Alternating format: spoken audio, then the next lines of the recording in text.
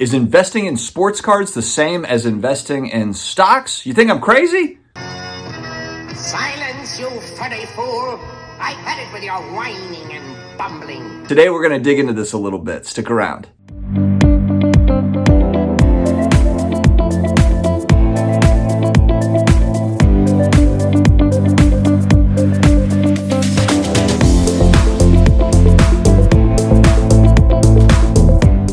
Hello to all my sports card collectors, investors, all of my collectibles friends. It is another day. It is another card video. We're going to wrap a little bit of finance into this one. I think this is kind of a fun topic, kind of a quicker video today. If you're new here, please hit that subscribe button. You're looking for that daily sports card collectibles with finance kind of mixed into all the stuff, then you have come to the right place. Don't forget to also mash the like and the notification bell as well so you're notified when all the new videos come out. Also, don't forget to connect with me on IG at SportsCardDad, and I'm also on the Twitter, the SportsCardDad.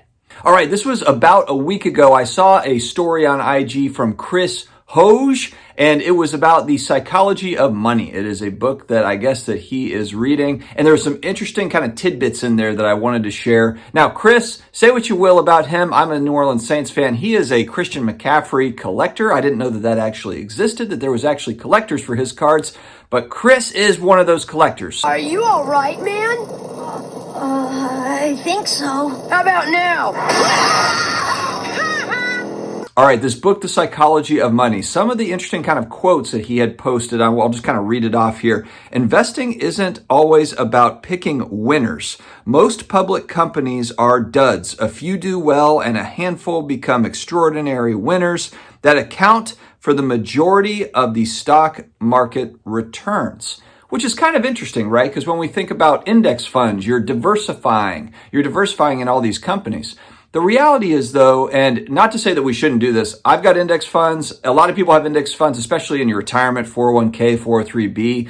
It's kind of a safe-ish play. But the reality is that most of the companies, or a lot of these companies, are somewhat of duds to a certain extent over a long period of time. And if it's your retirement fund, then yeah, it's over a long period of time. It's decades, that you're putting money into the S&P 500, for example. But the reality is that most of the companies are not going to give amazing returns. There's going to be a handful of winners. And right now, if you look at the companies that really make up a lot of the worth of these indexes, it's broken down into, I would say, 6 companies, maybe give or take. Amazon, Tesla, Alphabet, which is Google, Berkshire Hathaway, Meta, and Microsoft. And yeah, you can throw in, there's others as well, but there is a high concentration of resources right there at the top. And it's a lot of tech companies, if you notice that. So it's very, very interesting. I mean, these companies make up 50% of the value of the NASDAQ 100. That is a tremendous amount concentrated just over a handful of companies. And so it's kind of funny because when you think about sports cards, you kind of hear it's like the same sort of thing where it's like Michael Jordan, Babe Ruth, Mickey Mantle. These are like the Microsofts and the Apples. Did I say Apple earlier? Apple would be another one that's in this mix. And so these companies really make up about 15 to 20% of all of the damn thing, the value of the stuff that we're throwing our money into. So it's kind of funny because it's like the cream always rises to the top. The winners end up taking the majority of the attention. And doesn't it seem the same in collectibles to some degree? It's kind of like, and I'm not even talking about higher end because there's cards on the high end that don't belong on the high end right now. When we're talking about the high end, it's the PMG Green Jordan. It's the 52 Tops Mickey Mantle. It's like the tippity top of the stuff. It gets all the attention. It gets kind of all the fanfare. And then there's a lot of speculation about supporting players, supporting cast. And I don't think there's anything wrong with that. It's not like, you can pick a Hall of Fame player that might be like the Procter & Gamble or the Coca-Cola or whatever. It's not worth as much as some of these other companies, but it's still solid. So I think these are kind of fun. Now, obviously, sports cards don't pay you a dividend. They don't pay you rent to stay in your house like a real estate investment might if you're renting out a property, you're Airbnb-ing something.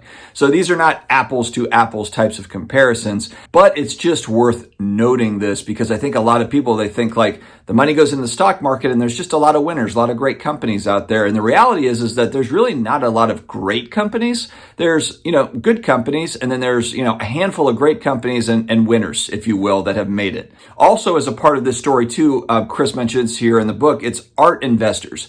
Art investors used to buy portfolios of art.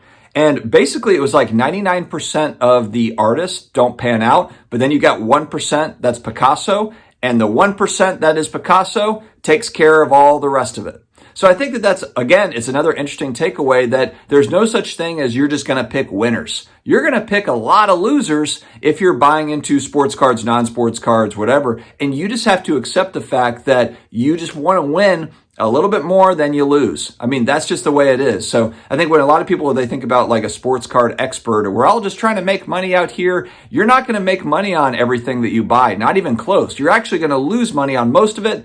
But the hope is that you get into some winners and you happen to make out on those winners. If we're talking about the investing side of sports cards or just kind of that buy, sale, resale side of sports cards. Collecting sports cards and collecting players, you like, for me, it's Drew Brees is my PC guy.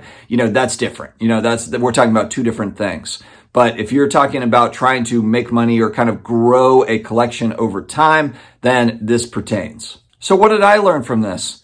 Get comfortable with losing. Man, you are one pathetic loser.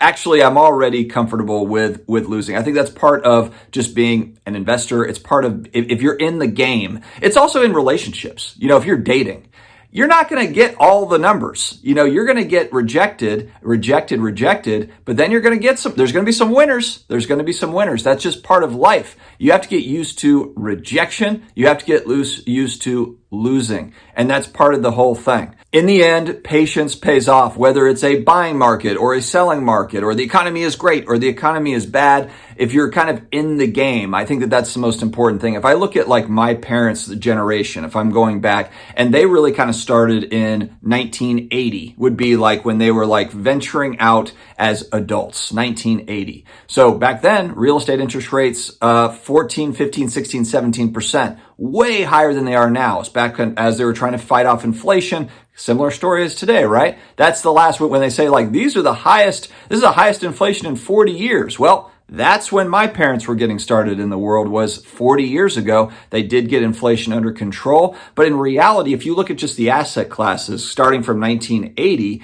to now, if you really bought into any of these things, you're actually doing pretty well. If you bought real estate in 1980 and you still held on to it, if you bought into some sort of index fund basket of stocks back in 1980, you're probably doing okay there. Assets in general are way higher, we're talking generally speaking, than they were in 1980. So it's kind of like, and I think about that for us. Will it be similar for us? I don't know. I'm not exactly sure, but as long as we've got kind of the emergency fund in place, we're just going to try to kind of stay in this game, stay in the game, keep on accumulating, building.